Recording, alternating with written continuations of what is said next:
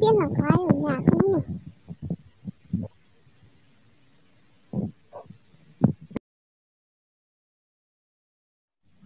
Mà chó nhà này lớn ghê á, có 3 con cơ à? Không được, không ở công mình đi. Làm gì Bỏ mà ra bà ơi, bỏ ra, bỏ ra, không nghe thấy à? Thế tao hỏi, mày ra đây làm gì? À ha, tao biết rồi, mày cứ ra đây giống tao hả? Này, tao đưa cho cái khẩu trang này, tiện lắm không? Vậy thì cảm ơn nhá. Tao ra đây trộm chó, mày cũng ra đây trộm chó đúng không? Cái khẩu trang đấy dùng tốt lắm luôn, tao vừa mới dùng một lần thôi, tao giặt qua rồi đó. Mày dùng đi tốt lắm đi. Mà nhá, cái bé bé này, mình con thế rồi, mình trộm chó này phải ăn gì đây? Cẩn thận bé bé bé thôi. Đeo cái khẩu trang vào đi, đang mùa dịch như này, nguy hiểm lắm đó bạn. Như ta này, đeo khẩu trang này suốt à? Đi trộm chó đeo khẩu trang đựng cả mũ luôn cơ mà. Oh no! Công nhận là mày ý thức cũng tốt ghê á. Đi trộm chó mà cũng đeo khẩu trang. Được. Thế thì tao xin nhận cái khẩu trang nhá. Nhưng mà mày nên hiểu là đấy ấy là chó nhà tao.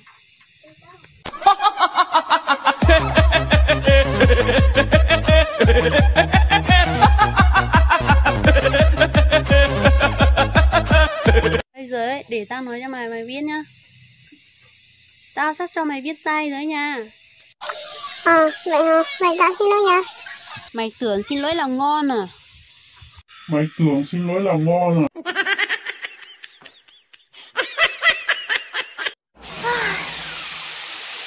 Đang rảnh, người ta thử xem phản ứng nó như thế nào nhỉ? Oh no!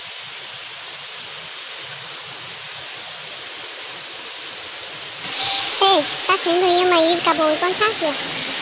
Hả? Mày nói gì cơ? Người yêu tao đi cặp bồi con khác. Đúng rồi đó. Tao thích con nó viết tay. Mà quên, tao không có người yêu đâu.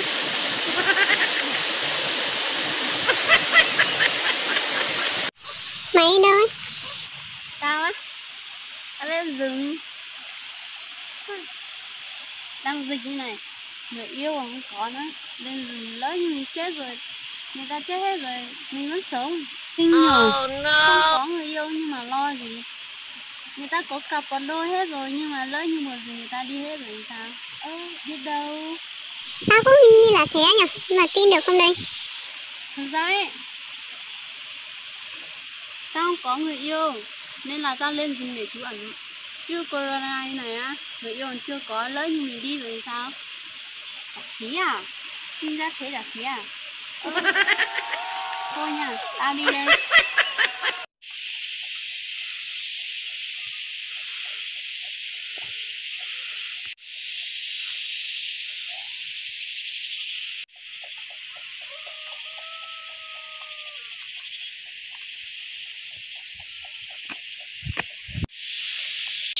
Đây là gì nhỉ? Đây. Em nghe nói là nếu mà không có người yêu ấy, lên đây để lập đám cưới duyên. Em đưa tiền đi.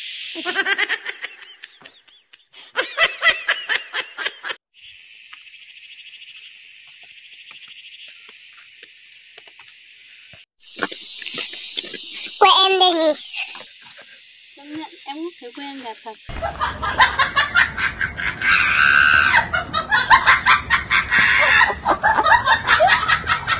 Làm gì thế nhở? Hay đấy dạy tao với. Bẫy được cả chim cả chuồn luôn á. Yeah! Nhìn tao bọn tao gì cái này nè. Để tao dạy mày bẫy nhá. Hôm nào rảnh rảnh ấy, mày theo tao lên rừng tao dạy mày bẫy cho.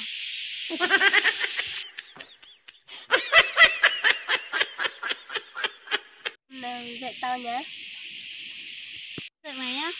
Cái này bọn tao gọi là nó gọi tiếng Mông rồi. Tao gọi là kiểu cốc rơm nàng. Nhưng mà cái này gọi là cái này là bọn tao làm bằng đá ấy. Tao gọi là quái dưa chuôn nàng. Thường thì bọn tao dùng bẫy chim nhiều hơn, nhưng mà bẫy chuột thì cũng dùng nhiều. Thường là bọn tao dùng ở chỗ mấy cái nông ngôi này này. Hôm nào tao dựng mình bẫy rồi, mà bây giờ về nhá, mình đi làm về đi. Em mời chị.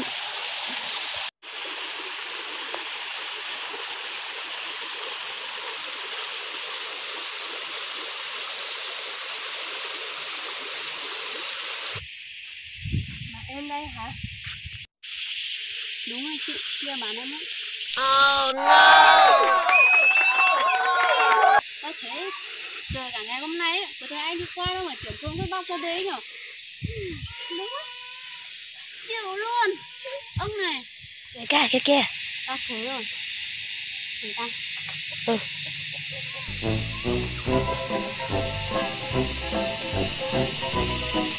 Ê, dùng Hai bà dối nhỉ? Cho như hai bà dối nhỉ?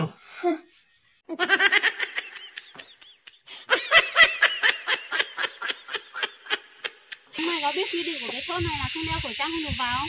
Tao chưa biết mà. Chúng mày đi đâu về? Bọn tao đi làm về. Hả? Chúng mày đi làm về khẩu trang đâu? Bọn tao chưa có. Này, Oh no! đeo vào. Không cần. Đeo vào. Tao không cần. Không cần là không được đi vào. Bọn tao không cần. Không cần thế. Này để Ok. Đúng rồi, xuống xe. Vác xe vào đây.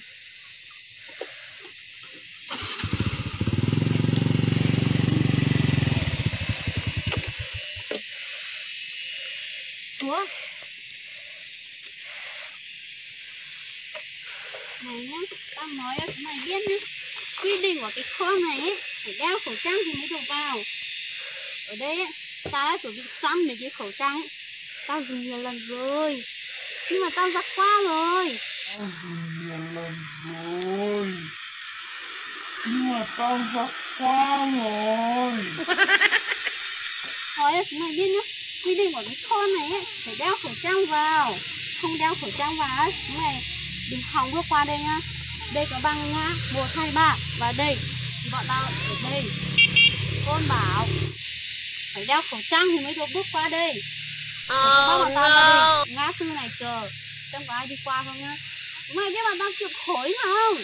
Trời nắng thì mưa, dãi nắng dầm mưa, hiểu không? Mày biết tao là ai không? Tao đéo cần biết. Tao là con của trưởng thôn đấy. Kệ mẹ mày. Đeo khẩu trang vào. Tao không cần. Không cần thì chúng mày quay về hả? Mày đường lắm. Chúng mày đi đâu? Xuống xe cho tao. Xuống nhanh. Chúng mày đi đâu? Xuống. Về nhanh, về nhanh, về nhanh. Đi vô kìa, điên rồi, bực mình lắm mày. Thôi, quay. Mày đợi tiếp. Đợi xem có ai không. Chúng mày chuyển cho mày bắt phải cái gì vậy?